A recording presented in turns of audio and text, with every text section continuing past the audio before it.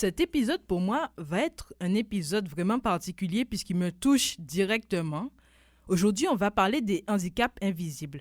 Quand on dit handicap, on a tendance à croire que c'est une personne à mobilité réduite ou un aveugle ou un malvoyant. Mais 80% des handicaps sont invisibles. Moi, maladie qui s'appelle l'algie vasculaire de la face. C'est quoi? C'est des douleurs atroces que tu ressens dans la moitié de ton visage. Tu as l'impression que c'est des coups de poignard. On compare cette douleur à être brûlé vif ou encore avoir un accouchement sans péridurale.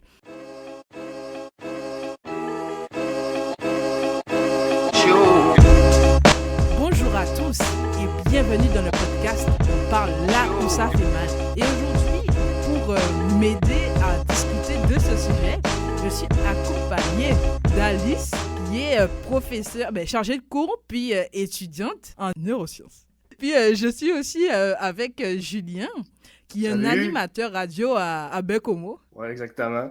Moi, j'ai dit que j'avais l'algie vasculaire de la face, mais Alice, elle ressent des douleurs chroniques. Est-ce que tu peux un petit peu nous expliquer qu'est-ce que c'est concrètement? Oui, bien sûr. Eh bien, moi, en fait, j'ai ce qu'on appelle des douleurs lombaires. Donc, j'ai de la douleur chronique dans le bas du dos qui est due à un accident de sport. Donc, j'ai une vertèbre qui s'est fracturée, qui s'est déplacée, puis qui se remettra pas. Puis ça a créé de la douleur. Chez beaucoup de personnes, habituellement, c'est asymptomatique, ça fait pas mal. Puis chez une petite partie de la population, on ne sait pas pourquoi, ça se met à faire mal, puis je fais partie de cette population. Et puis en plus, ce que ça a créé, c'est que j'ai ce qu'on appelle des hernies discales. Donc entre les vertèbres, il y a comme des petits coussins. Puis j'ai un petit coussin qui s'est brisé, qui a explosé, puis qui vient appuyer sur mes nerfs des fois. Et ça, ce que ça fait, c'est que ça crée ce qu'on appelle de la douleur neuropathique. Donc c'est de la douleur vraiment causée par les nerfs. Puis chez moi, ce que ça fait que des fois, j'ai de la douleur puis des sensations bizarres dans ma jambe gauche. Donc j'ai mal au dos tout le temps, j'ai mal dans le bas du dos. Ça, c'est tous les jours, toutes les heures, toutes les nuits, 24 heures sur 24. Et puis, dans les phases où ça va moins bien, j'ai aussi mal dans ma jambe. Mais de se dire que tout le temps, tu as mal, puisque, par exemple, tu casses ton bras, c'est terminé, 3 mois, 6 mois, je sais pas, c'est terminé, mais là, ça continue. Mais pour discuter de ça aussi, on a Julien. Mais Julien, Oui. lui, il est atteint de paralysie du cerveau. Mais qu'est-ce que c'est que ça, la paralysie du cerveau? C'est en fait la paralysie du cerveau, tu sais, de le dire, tu sais, c'est vraiment, tu sais, en lien avec le cerveau. Mais moi, tu sais, pour te dire, tu sais, un peu comment moi ça s'est fait, c'est que je suis né à 25 semaines de grossesse et je pesais 2 livres à la naissance, quand même. Quand tu y penses, là, c'est un petit bébé, là, à ce moment-là. Et j'ai dû quand même être hospitalisé pendant 5 mois à peu près. Et j'ai dû subir régulièrement ce qu'on appelle, c'est ça, j'étais obligé d'aller dans un centre de réadaptation pour suivre de la physiothérapie et de l'ergothérapie. Physiothérapie, entre autres, pour travailler ma mobilité, travailler ma marche, plutôt au niveau de ma marche, l'utilisation de ma main droite. Parce que, tu sais, je vais en reparler dans quelques instants, j'ai des séquelles encore aujourd'hui de ça. Et j'ai aussi fait de l'ergothérapie pour travailler tout ce qui est dextérité fine, l'écriture, les diverses aussi manipulations de la vie quotidienne, comme par exemple, là, ça a l'air niaiseux, là, mais boutonner un bouton ou encore attacher une fermeture éclair. Là, je vais te dire, les séquelles qui sont encore présentes pour moi aujourd'hui, c'est plus, tu sais, c'est une paralysie légère. Donc, c'est plus au niveau, surtout du côté droit de mon corps, aussi un petit peu du côté gauche. Et j'ai aussi, tu sais, des problèmes de concentration, puis des problèmes d'attention également. Mais tu sais, comme on s'est parlé, tu sais, un peu avant l'enregistrement, tu sais, j'ai pas vraiment de limitation en tant que telle là, pour mon travail. C'est justement, c'est là qu'on voit que nos trois, ça handicape notre vie. Pas, par exemple, je dirais, comme quelqu'un qui a un fauteuil roulant, par exemple, pour monter sur les trottoirs, mais ça handicape notre vie dans des petites choses du quotidien. Par exemple, pour ma part, comme je vous disais un petit peu avant, quand tu as des crises, si tu as, par exemple, 5 crises par jour, c'est un petit peu compliqué de sortir. Tu te dis, j'ai des crises, j'ai pas envie de sortir. Et vous, comment ça impacte votre quotidien, cette maladie au quotidien? Par exemple, toi, Alice, comment ça impacte ta vie au quotidien? Le truc qui est vraiment difficile avec la douleur chronique, et en tout cas avec la mienne, c'est que ça fluctue quand même beaucoup. Donc j'ai des périodes où, quand ça va vraiment bien, j'ai quand même toujours un petit peu mal, mais ça va pas m'impacter tant que ça dans mon quotidien. Le plus gros impact quand ça va bien, c'est que mon sommeil est pas bon. Comme mon sommeil est pas récupérateur, donc tous les matins je me lève, je suis fatiguée. Ça a quand même un gros impact parce que finalement, tu sais, genre, avant, je pouvais commencer ma journée à 6 heures du matin. Maintenant, si je me mets pas une alarme, tu sais, je me réveille pas avant 10h30 le matin. Sauf que ça, c'est pas compatible avec une vie active, avec un travail. Puis sinon, dans le plus concret, par rapport aux douleurs, ben, je suis vraiment moins endurante que ce que j'étais. C'est-à-dire que rester assise sans bouger, je peux pas rester assise sans bouger plus de 30 minutes. Donc, j'écris une thèse en ce moment, je fais un doctorat. La majeure partie de mes journées, c'est être assis devant un écran d'ordinateur. Donc ça, c'est hyper limitant. Et puis la même chose, finalement, être debout plus de 30 minutes, c'est vraiment difficile aussi. Finalement, comme Julien en parlait un petit peu avant l'entrevue tantôt, je trouve que j'ai pas tant de limitations dans mon quotidien parce que je me suis adaptée. Mhm. Mais si j'avais pas eu recours à ces adaptations, j'aurais plus de limitations dans mon quotidien. Donc là, moi, ce qui me limite le plus, c'est que je peux pas rester assise très longtemps, je peux pas rester debout très longtemps, puis il faut que je planifie tout différemment. Si j'ai des déplacements à faire, je vais les planifier différemment. Si je veux aller au musée, les gens savent pas, c'est un handicap invisible. Mhm. Puis, bah, il m'arrive de prendre une canne, mais parce que j'en ai besoin pour me reposer. Je vais m'appuyer sur ma canne pour décharger un peu mon dos, puis prendre des pauses. Pas vraiment de limitation dans mon quotidien parce que j'ai Mhm. trouvé les adaptations. Mais c'est vrai, en plus de ça, il y a le regard des gens sur toi quand tu fais pas les choses comme la société le veut ou te l'impose. Et justement, Julien, toi, tu disais à l'heure là que tu avais, par exemple, de la difficulté à certains moments encore attacher un bouton. Oui, C'est d'autres choses aussi comme ça qui impactent ton quotidien. oui. Puis en même temps, tu sais, je reviens un peu à ce que je disais, on se disait, tu sais, avant l'enregistrement, c'est que moi, j'ai pas vraiment, tu sais, malgré tout, de limitation. Tu sais, c'est-à-dire que, par exemple, tu sais, moi, dans mon travail, il peut arriver que, tu sais, je sois amené à faire des pubs, faire le montage de publicité. Ça c'est correct, je peux le faire sans problème. Je peux aussi faire, par exemple, je fais aussi de la mise en onde pour les matchs de hockey. Par OK. exemple, les matchs de hockey, ici à Bécomo, là, à Québec, je sais que c'est les remparts. Ici à Bécomo, donc c'est le Drakkar qui est l'équipe de hockey junior majeur local. Je m'occupe de ça aussi. Au moins, vous avez pu réussir ben, vous adapter puisque c'est pas la société jamais qui s'adapte aux gens différents ou Mhm. à nous, c'est toujours nous qui devons nous adapter. Si je reprends un petit peu ton cas, Alice, quand tu disais que des fois ça te fatiguait, tu devais te lever tard, si ben, quand tu es en cours, enfin là tu es en doctorat, mais si par exemple tu étais en bac ou en maîtrise et que tu as des heures fixes et que par exemple tu peux pas aller, les gens disent ah mais pourquoi elle peut pas aller? Nous aussi on est fatigué, mais on va en cours pareil alors qu'ils comprennent pas que c'est ta maladie et c'est pas, je dirais entre guillemets, du cinéma que tu C'est fais. pas, C'est c'est ça. ça, c'est pas du cinéma, c'est pas parce que je suis paresseuse. Tu sais, puis Mhm. ça, c'est difficile aussi de soi-même se convaincre. Parce que, tu sais, quand moi, je me vois aller, puis je me dis, tu sais, genre, est-ce que je suis vraiment fatiguée? Ou est-ce que c'est que je manque de motivation? Mais non, je suis vraiment fatiguée, puis tu sais, genre, en ce moment, à chaque jour, il faut que je fasse une sieste. Puis là, ça va que je travaille de la maison, mais quand je suis au labo, ça m'arrivait de faire une sieste. Cependant, les gens comprennent pas. Est-ce que tu as déjà aussi, toi, été confronté à ça, Julien, que les gens ils comprennent pas, enfin, pas ceux de ta famille, mais vraiment Ouais, ouais, quand tu je sais vas à ce que tu veux l'extérieur? dire. Ben, ça m'est arrivé plus, je te dirais, tu sais, au secondaire, parce que, tu sais, un bon exemple de ça que je me rappelle très bien, c'est qu'on m'a déjà posé la question, est-ce que tu t'es déjà battu? Ça a l'air niaiseux de même, mais tu sais, on m'a déjà demandé ça. Et le pire qui m'est arrivé, c'est quand j'étais au cégep, c'est que je me suis déjà fait harceler chez nous. Ah oui. Ouais, c'est allé jusque-là, tu sais, c'est-à-dire qu'il y a quelqu'un qui est venu chez nous à 11h le soir, alors que j'avais rien demandé. Puis, tu sais, là, aujourd'hui, tu sais, je te dirais que, tu sais, Myriam, je m'en passerais de ce genre de comportement-là parce que, malheureusement, tu sais, même si on essaye de faire de notre mieux, c'est pas tout le monde qui sont capables de comprendre qu'est-ce qu'on est, qu'est-ce qu'on vit, puis tu sais, moi, aujourd'hui, j'essaie de m'en foutre un peu le plus possible parce que je sais que j'ai pas besoin de ça. Je sais pas si toi, Julien, ça t'est déjà arrivé, mais comme là, ce que j'entends, ça t'est arrivé avec des personnes Mhm. de la société, tu sais, comme des personnes aléatoires. Est-ce que ça t'est déjà arrivé avec des personnes du milieu médical? Du milieu médical, Ouais.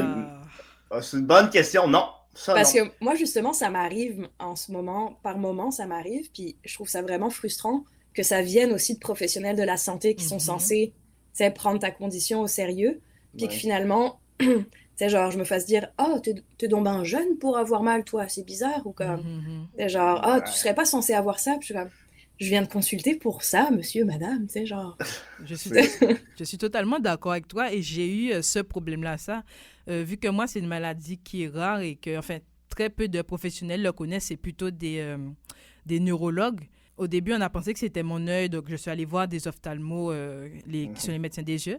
Et on me disait, oh c'est un petit truc, mais des gouttes et tout. Je leur disais, non, je sens vraiment, j'ai mal, mais derrière mon œil, je sais pas et tout. Et puis, ils te disent, limite, tu inventes. Il y a quelqu'un qui m'a dit, de la manière dont il a dit vraiment, il m'a dit, j'invente. Et quand tu te dis ça, tu te dis, mais pourquoi je vais continuer à aller voir des médecins, puisque, comme tu dis, c'est les professionnels, c'est ceux qui sont censés savoir, mais ils ne me croient même pas. Donc, si eux, ils ne me croient pas, qui va me croire vraiment? Exact. Et en fait, les gens, ils font comme si tu as choisi d'être malade et d'avoir cette chose qui handicape ta vie un petit peu, mais ça t'a été imposé, tu n'as pas du tout choisi. Non, c'est clair. Puis, en plus, d'autant plus quand on est jeune, ou tu sais que c'est pour toujours depuis la naissance, là, c'est le même combat, là. C'est ça, les commentaires, généralement, ça va être genre « Ah, t'es donc bien jeune. Oh, c'est dommage. Oh là là. » Juste comme « Je le sais, ok, je suis prise avec. » Puis comme « Je le fais pas exprès. » Puis ça va continuer pour longtemps. Merci de me le rappeler, tu sais. Donc, ça c'est vrai. Mais c'est là qu'on peut voir enfin, comment était du moins le soutien de vos proches dans cette, j'ai envie de dire, épreuve, parce que parfois c'est un petit peu lourd au quotidien, mais d'autres fois, ça va bien. Par exemple, toi, Julien, tu as dit que tu as ça depuis la naissance, donc tes parents et tout ça a été. Ouais, c'est ça, tu sais, mes parents m'ont toujours encouragé parce que, tu sais, ils voyaient du potentiel dans ce que je voulais faire, fait qu'ils m'ont toujours poussé, tu sais, d'ailleurs, Alain Dufresne, tu sais, qu'on connaît, toi puis moi, Myriam, il m'a poussé aussi beaucoup à aller vers ça parce que, tu sais, il voyait que, tu sais, j'étais capable d'aller plus loin. Puis, tu sais, en même temps, tu sais, j'ai des bons amis aussi qui m'encouragent là-dedans. Fait que, tu sais, malgré tout, même si j'ai reçu de l'intimidation au secondaire, tu sais, il y a quand même un côté positif au niveau par rapport à ça. Ben oui, c'est sûr que malgré tout ça, il faut toujours, en fait, je trouve que ça nous pousse toujours à nous dépasser puisque on sait que, comme disait Alice, on peut pas faire ci et ça, donc il faut qu'on adapte notre quotidien et à la vie pour pouvoir se dépasser. Et toi, Alice, comment tes proches, puisque tu m'as dit que c'est arrivé en 2017, comment tes proches, ils ont réagi? Globalement, actuellement, tu sais, avec mes proches, ça va super bien. Tout le monde est quand même à peu près conscient de la situation. Mais j'ai vraiment deux types de réactions encore. Genre, soit les personnes qui veulent hyper protéger, puis qui font les choses à ma place, sans me le demander. C'est bienveillant, ça part pas d'une mauvaise intention, mais finalement, ça infantilise puis ça diminue parce qu'ils font les choses à ma place. Ou il y a les personnes qui ignorent complètement puis qui me voient pas comme ayant un handicap invisible. D'autant plus que j'ai une situation particulière, je vis au Canada, ma famille est en France, on se voit pas souvent. Donc, tu sais, ils n'ont pas vraiment vu l'évolution. Je suis au Canada depuis 2017.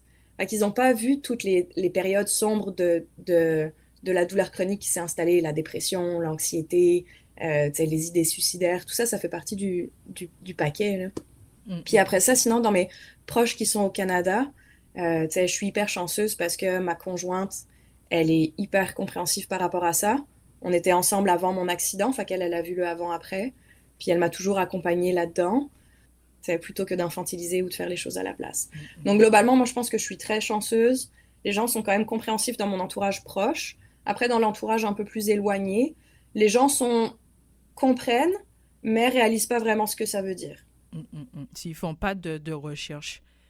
Mais si on doit revenir sur justement les deux réactions, soit l'infantilisation ou l'ignorance, est-ce que de ton côté, Julien, quand tu rencontres des nouveaux gens, des nouveaux amis, est-ce qu'ils ont cette réaction-là, ça, ou ils sont plus en mode on comprend pas, ça nous intéresse pas plus en fait?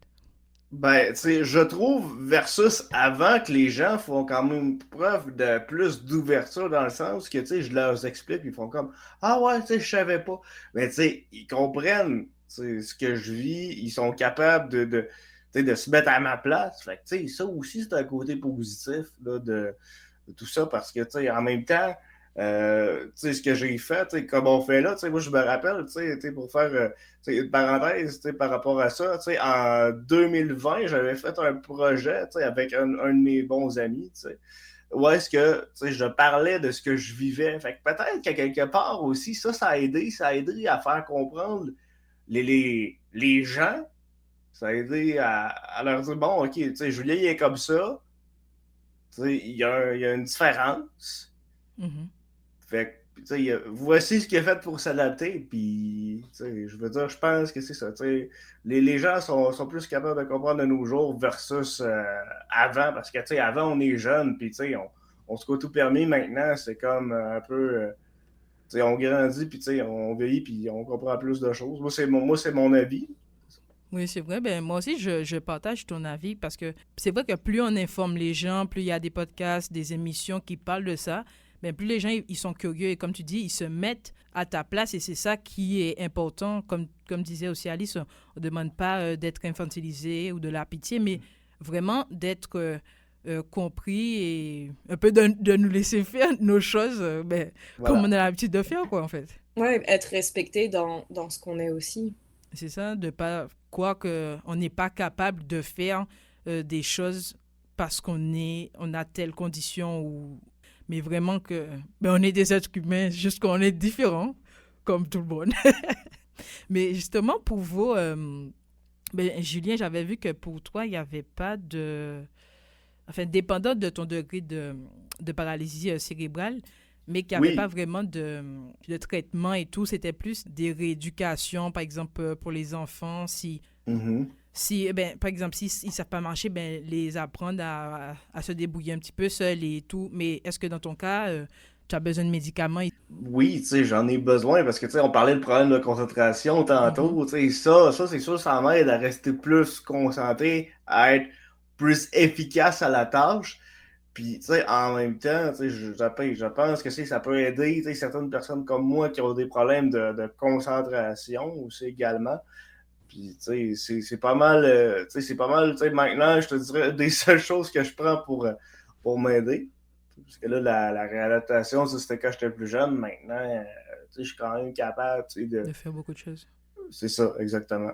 Et justement, ben, quand tu parles de que ça t'aide à te concentrer pour faire tes tâches, par exemple, tu passes le balai chez toi et tu as fait un moment de déconcentration, si je peux Bon, appeler ouais. ça comme ça. OK. Et Ah, en- c'est ça, ça peut arriver. Ça peut arriver, qu'à un moment donné, ah, ok, je pense à autre chose. Comme là, comme là, je veux dire, là, je suis concentré sur ce qu'on fait, mais Mhm. tu vois l'idée, là, c'est que, souvent, ah, j'ai une autre idée, j'aime mieux faire ça que de faire, la tâche que, pour laquelle, genre, qu'on m'a affecté. Mais, j'essaie de rester concentré le plus possible. Puis, je pense que, avec les années, j'ai pris un peu plus, j'allais dire d'expérience, mais, de rester plus concentré sur ce que j'ai à faire. C'est ça, là. J'ai un peu appris de ce côté-là. Pour continuer un petit peu sur ton histoire de concentration, être animateur radio, ben, il Oui, faut être concentré sur sa tâche parce qu'il c'est faut sûr, c'est checker sûr. l'écran, la console. Et Ah la ouais. première fois que tu as été dans une radio, mais Ouais. comment ça s'est fait justement? Ben, quand j'étais à la radio ici à Bécomo, comment ça s'est passé la Mhm. première fois? Ben là, parce que, avec, au CRTQ, avec Alain, Mhm. pas au début, Alain va t'en parler, ben, c'était un peu plus difficile pour moi de rester concentré. Ben là, quand je suis arrivé, ici, ça a été, c'est sûr que, c'était quand même, ça s'est fait en une semaine, c'était quand même compliqué, de savoir, bon, OK, comment je vais faire pour que, rester concentré, rester à mon affaire pour me, parce que pour rester préparé pour la prochaine intervention qui s'en vient. Moi, c'est ça tout le temps, je me dis, il faut pas que genre, je fasse autre chose comme par exemple texter à quelqu'un ou peu Mhm. importe, parce que des fois, ça peut être niaiseux, mais il y en a des fois qui amènent leur téléphone pendant Mhm. qu'ils font pour l'émission, puis ils textent, puis ils sont pas concentrés, ils restent genre 4 minutes, puis dans 4 minutes, il faut qu'ils rentrent en long.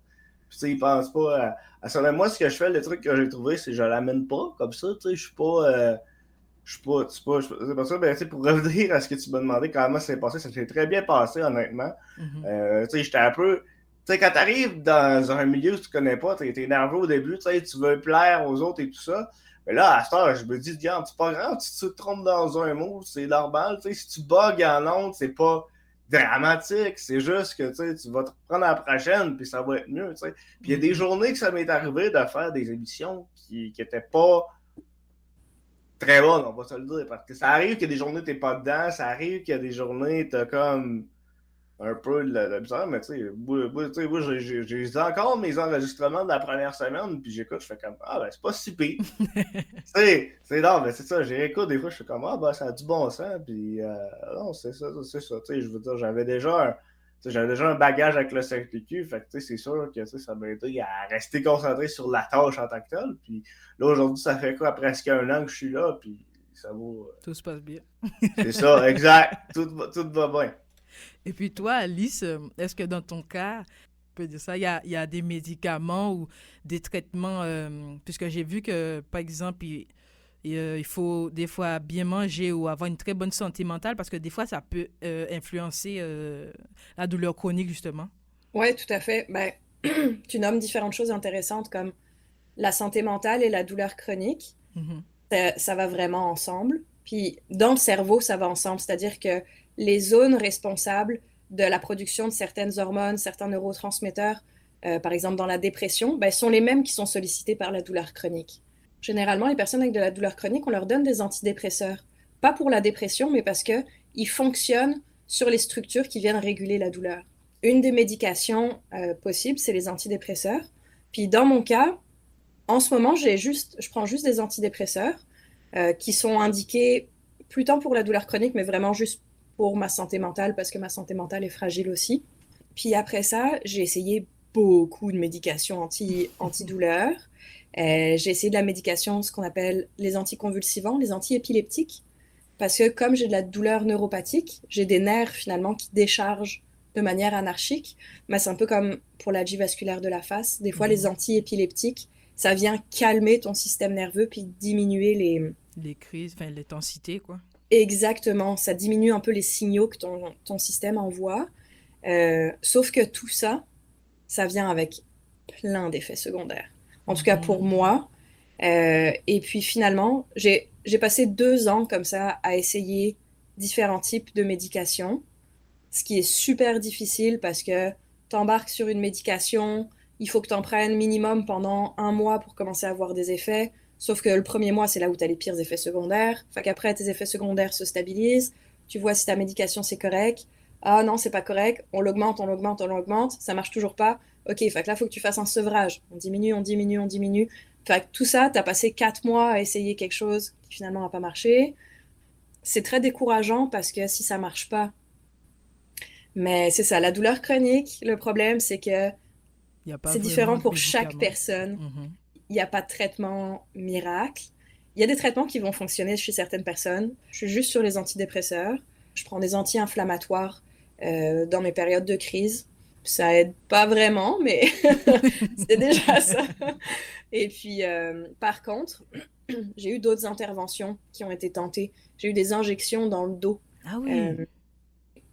Euh, Il y en a qui ont empiré la situation.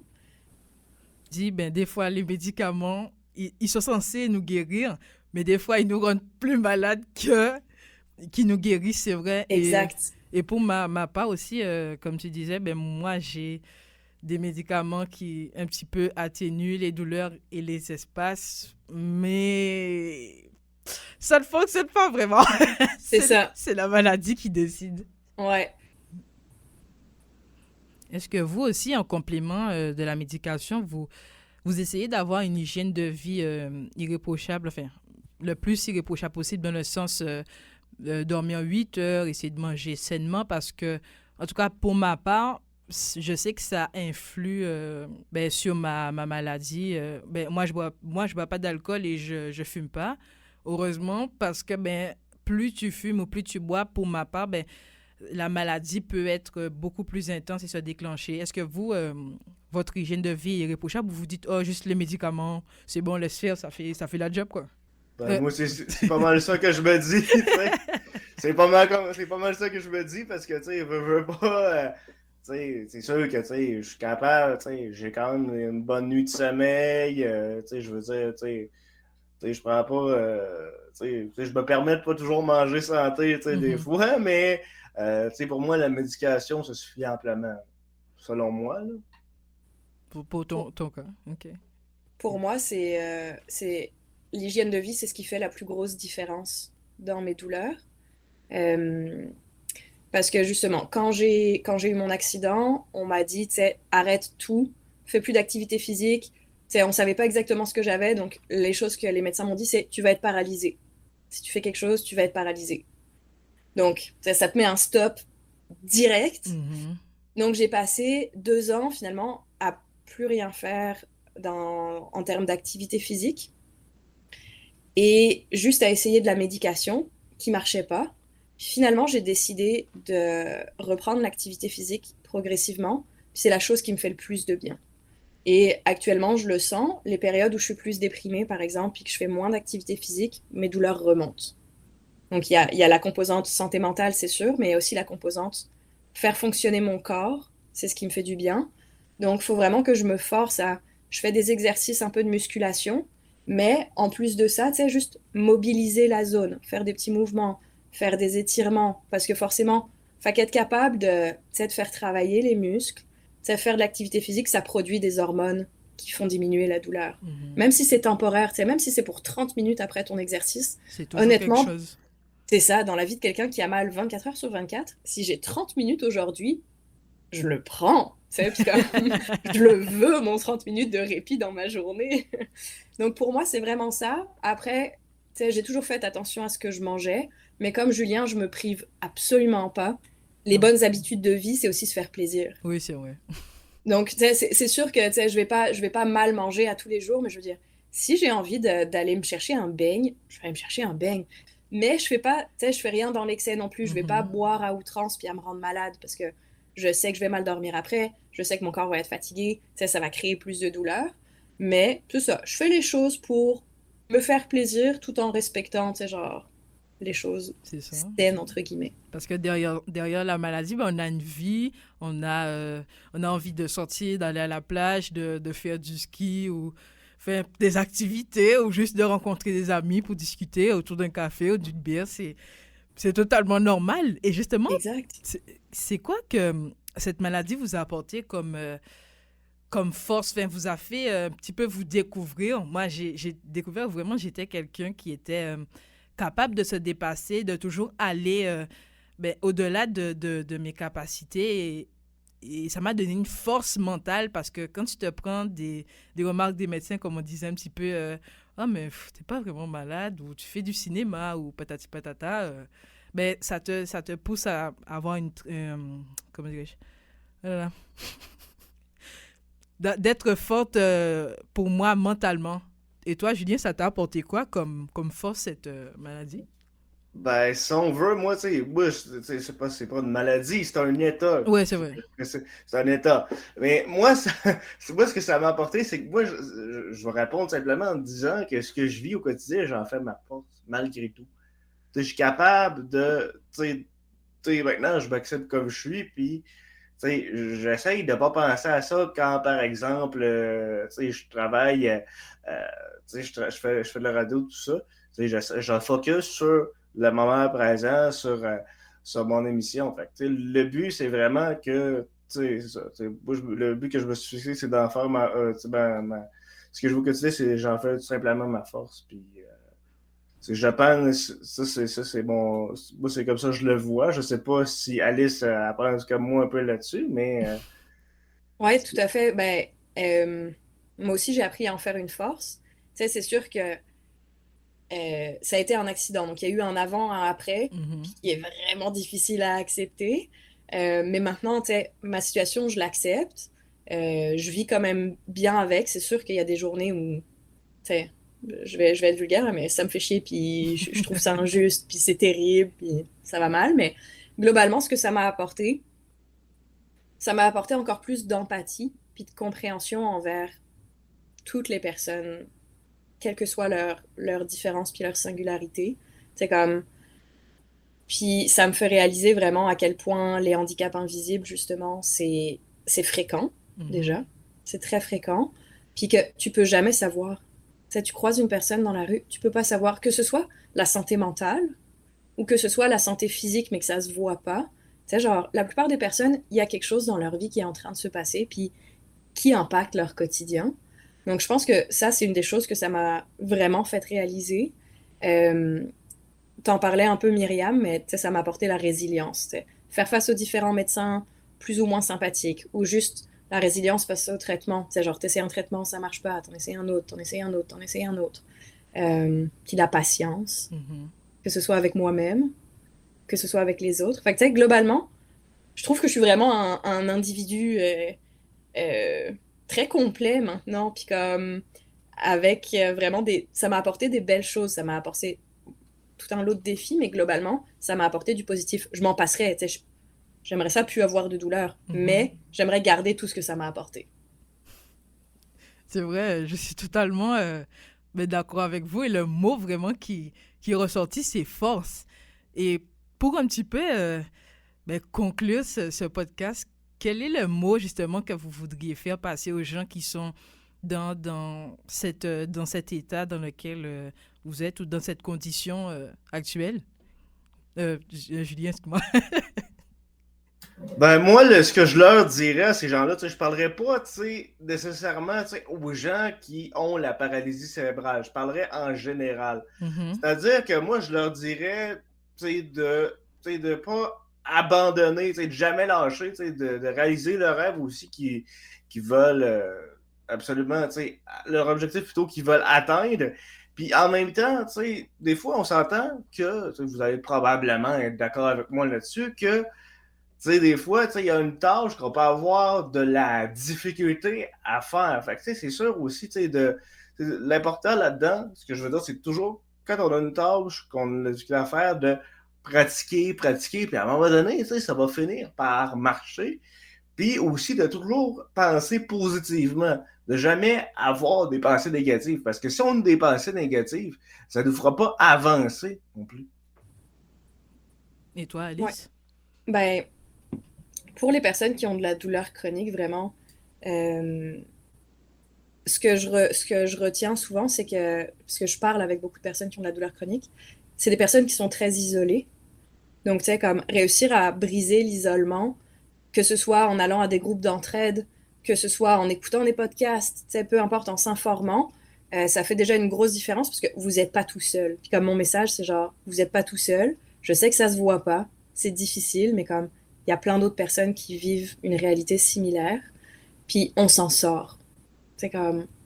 Puis l'important, c'est aussi de s'entourer. C'est comme... C'est sûr que les médecins, des fois, c'est difficile de leur parler, c'est difficile, ils n'ont pas beaucoup de temps. Mais si vous avez la possibilité de consulter en psychothérapie ou avoir recours à un travailleur, une travailleuse sociale, tout ça, c'est des choses qui peuvent vraiment aider pour avoir une perspective différente. Puis pour les personnes lambda de la société, c'est un peu ce qu'on disait tantôt. Tu sais pas ce que la personne en face de toi, elle vit. Donc, tu sais, être plus ouvert, compréhensif, puis pas juger, parce que tu sais pas ce qui se passe, puis tu sais pas ce qui va t'arriver non plus dans la vie, là. Puis un jour, tu vas peut-être te retrouver dans sa position à elle. Donc, c'est ça, garder une ouverture d'esprit puis une compréhension envers les autres, ce serait le top. Ben moi, je vais terminer aussi en disant que même si que parfois tu crois que c'est vraiment la fin du monde, que tu vas pas y arriver parce que la maladie, il y a des hauts, il y a des bas, ben vraiment de pas lâcher. Tu as le droit de pleurer des jours, mais il y a d'autres jours, il faut être heureux, il faut t'amuser, il faut parler aux gens. Il faut jamais rester, comme tu dis, dans cet isolement parce que c'est pas bon pour toi et même pour les gens de ta famille, les proches, puisque eux aussi, ils en souffrent. Et vraiment, lâche pas, et on est avec toi, t'es pas seul. Et les autres, merci d'avoir cette ouverture d'esprit, d'essayer de nous comprendre. Et vraiment, quand tu dis le jugement, ne pas juger. Tu vois quelqu'un, il a une carte pour les personnes handicapées. Tu te dis, mais il a l'air en pleine forme, mais il y a derrière quelque chose, en fait. Et en tout cas, vraiment, merci d'avoir participé à ce podcast. C'était vraiment très, très, très enrichissant d'apprendre sur vous, autant sur la paralysie cérébrale que les douleurs chroniques. Et n'oubliez pas aux autres de vous abonner. Le lien est dans la description. C'était Myriam, et puis je vous dis à la prochaine pour un autre épisode. Merci beaucoup, Myriam. Salut. Salut, Julien.